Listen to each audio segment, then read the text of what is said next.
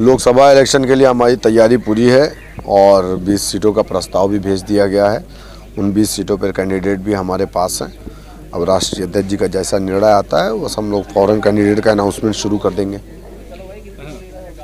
India गठबंधन के साथ क्या जाएंगे? नहीं, इंडिया गठबंधन अगर चाहे तो हम इंडिया गठबंधन के साथ जाने को तैयार हैं, लेकिन हम जानते हैं कि वो हमें नहीं लेंगे क्योंकि मुस्लिम लीडरशिप को सियासत में अछूत समझा जाता है। इसलिए क्योंकि हमारा वोट इनको चाहिए, लेकिन लीडरशिप नहीं चाहते हैं कि मुसलमानों की लीडरशिप खड़ी हो, क्योंकि इनसे सवाल करने वाला कोई ना हो, ये वही चाहते हैं। 20 सीटें जो है आपने बताया कि 20 सीटों पर चुनाव लड़ने की तैयारी है। 7 सीटें जो आपके पार्टी के प्रवक्ता हैं उन्होंने बताया कि इन 60 सीटों पर हम चुनाव लड़ रहे हैं। जहां पर सपा के द्वारा प्रत्याशी उतार दिए गए हैं वहीं आपके द्वारा घोषणा की गई है। नहीं, देखिए वो बात नहीं है। समाजवादी पार्टी उन सीटों पे अपने प्रत्याशी पहले उतारती है जो मुस्लिम बाहुल सीट है। जो यादव बाहुल सीट है वहाँ से अपने कैंडिडेट नहीं उतारती। तो मैं आपको बता दूं कि हमारी पार्टी का जो बेस है वो मुस्लिम बाहुल क्षेत्र है और हम जाहिर सी बात है कि अपने मैदान में जो है चुनाव लड़ेंगे।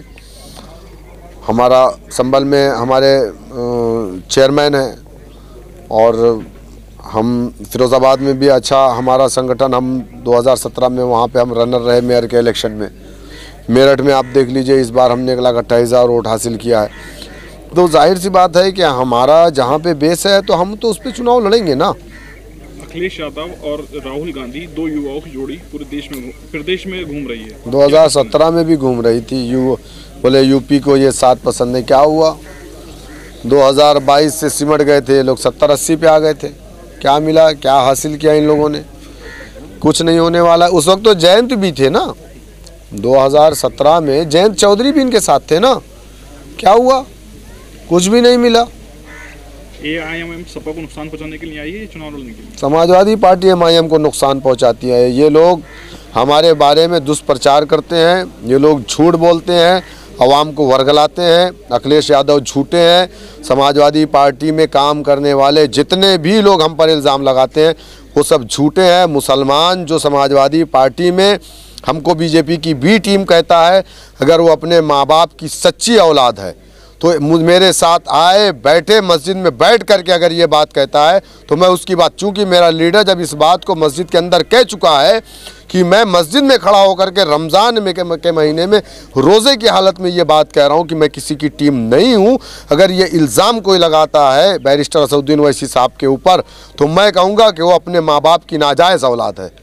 सपा के द्वारा कई विधायकों ने 7 विधायकों ने क्रॉस वोटिंग करी है। बीजेपी NDA के उसमें मतदान किया है। समाजवादी पार्टी उनको क्यों नहीं पार्टी से बाहर कर रही है? आप BJP के कैंडिडेट को वोट किया है, NDA के नहीं, BJP के कैंडिडेट को वोट किया है। समाजवादी पार्टी उन 7 MLA को पार्टी से क्यों नहीं बाहर कर रही है? बताओ मुझे। मनोज पांडे अखिलेश यादव का राइट हैंड, उसके साथ बैठने वाला विधायक, उसने जाकर के वोट किया और ले करके भी गया लोगों को। आपने क्या कार्रवाई की अब तक? इसका मतलब यही समझा जाए कि BJP और समाजवादी पार्टी में डील की गई मनोज पांडे के थ्रू या राजा भैया के थ्रू। तो इन लोगों ने जाकर के BJP के संजय सेठ जो 8वां प्रत्याशी था उसको वोट डाला तो वो चुनाव जीता। ये मैच फिक्सिंग है। इल्ज़ाम हम पे लगाते हैं, नाच न जाने आंगन टेढ़ा। तुम तो हरा नहीं पा रहे हो, इल्ज़ाम हम पर लगा रहे हो। तुम अंदर अंदर डील कर ले रहे हो, हम पर इल्ज़ाम लगा दे रहे हो। ये ज़बरदस्ती की बातें हैं।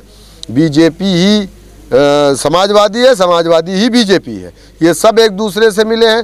हिमाचल में देख लीजिए, कांग्रेस की सरकार है, सत्ता उनकी है, पूर्ण बहुमत की सरकार है और कितने उनको वोट मिले? 6 विधायक इनके बागी हो गए, जा करके BJP को वोट डाल दिए। क्यों डाले भाई? इनका कैंडिडेट तो हार गया ना कांग्रेस का। हाँ, बिहार के अंदर भी वही हुआ। तो अभी तो एक एक करके देखिए BJP में जा रहे हैं ना। जो लोग हमको कहते थे BJP की B टीम, वही साले BJP में जा रहे हैं। तो अब आप क्या करेंगे बताइए? वो सबके सब तो जा रहे हैं ना। तो ये हम पर इल्ज़ाम लगाया जा रहा है इसलिए कि ये नहीं चाहते मुस्लिम लीडरशिप खड़ी हो। ये मुसलमानों को डिस्पोजल गिलास की तरह सिर्फ इस्तेमाल करना चाहते हैं, वोट बैंक की तरह।